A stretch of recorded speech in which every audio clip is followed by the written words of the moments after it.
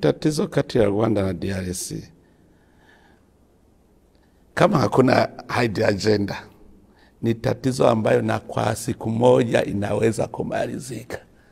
Sababu mimi nasikia Rwanda inasema ni sababu ya FDLR. FDLR sisi region yote tulikuwa tunasema tutasaidia ili wachague njia mbili. Njia moja kurudi Rwanda ili wafanye management yao. Wakikataa tulikuwa tunasema tutawashambulia. Sasa Rwanda haina sababu ya kufanya vita, sababu na DRC inakubali FDLR iishe. Hiyo sio tatizo. Na tatizo ya Rwanda na Burundi, musitafute DRC. Sisi mambo yetu ni kati ya Rwanda na Burundi, sio DRC. Na sisi najua tumeanza mazungumzo tangu mwaka wa 2020. Tunaendelea mazungumzo, lakini tukaona vile ambavyo Rwanda ikinapangia M23 ndiyo ikinaandaa na sisi kupanga wasi ili wakati tashambulia Burundi. Tunaona ina mpango wa kushambulia Burundi, lakini inatafuta Warundi ili iseme ni Warundi, lakini ni Rwanda inaandaa. Ndio sababu sisi wakati tumeona kwamba ikinapanga, sababu wamekwisha jaribu mara nyingi na terrorism, mmejua amewatuma wakaua watu hapa Gatumba, Maranja hapa karibu na Bujumbura, wakaua watu Ruhagarika, Cibitoki, wameshambulia Kayanza, na tunaona ana mpango na atasema kama vile kanasema kwa DRC.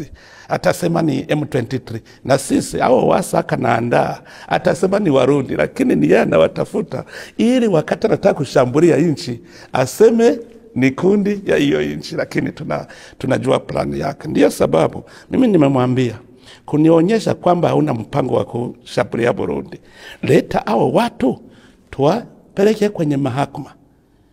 Mahakama wafanye kazi yao. Na hayo mazungumzo mimi kila muda namwambia mimi nafungua mikono. Ukitaka tuishi kwa amani nitumie hao, na anakubali kwamba wako Rwanda, anajua muda kwa muda ananiambia ntawaleta, lakini sababu na mpango mubaya hawezi kuwaleta. Hiyo tatizo sasa tusiunganishe na tatizo ya Rwanda na DRC. Hiyo ni kati yetu, ndio sababu hatuja fanya vita kati yetu. Burundi haijashambulia Rwanda. Rwanda wametushambulia ndio, lakini sisi tunawaomba amani. Wakikataa, kuna siku tutasema sasa hivi tunaona mambo yanakuwa mengine na Warundi wana uhakika ya defend wananchi wao. Na mazungumzo kati yenu na Rwanda unaweza kusema yamefika wapi sasa? Kuna matumaini ya Rwanda kuwakabidhi wale magaidi Burundi ili wafungulie mashtaka? Sisi tulizungumza, nakumbuka Burundi, na tunakubali bila condition kufungua mpaka. Nikafanya initiative ya kuzungumza na Rwanda hadi tukutane mimi na Kagame.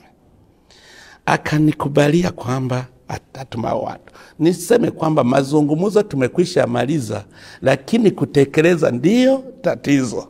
Sasa hivi mimi natuma na watu wamwambie, wamshauri ili atekeleze vile ambavyo tumekubaliana. Sasa kusema kuna mazungumzo kati ya Burundi na Rwanda tumekwisha maliza zamani, lakini wakati ameanza hii vita DRC ndiyo tumeona anataka kusogelea mpaka wa Burundi ili iwe karibu kushambulia Bujumbura. Ndio sababu na mimi nimemwambia kama unaona Bujumbura ni karibu kupitia East DRC, na mimi Kigali ni karibu kupitia North. Sasa ndio sababu mimi nasema akiendelea hii vita inaweza kuwa regional, because Rwanda patakuwa vita, Burundi vita, DRC vita. Watu watasambaratika, wataenda nchi mbalimbali, masiraha ataenda nchi za region na region yote inaungua. Ndio sababu nasema watu wamshauri sababu sisi Burundi hatuweze kukubali kuuawa kama wale wa Kongo. Sisi tutauawa kwenye vita, hatutauawa vile vile. Ndio sababu mimi namshauri umsimamishe hapo, ukiendelea na sisi sasa defense sio. Na tukizingatia kwa mfano nyinyi mnakutana katika ile mkutano wenu wa wakuu wa serikali za Jumuiya ya Afrika Mashariki, unahisi kwamba nyinyi kama wanachama wa kamati kuu pamoja na jamii ya kimataifa imechukua muda sana kutatua matatizo yetu ya ndani kiasi kwamba tunaamini watu kutoka nje kuja kututatulia matatizo yetu?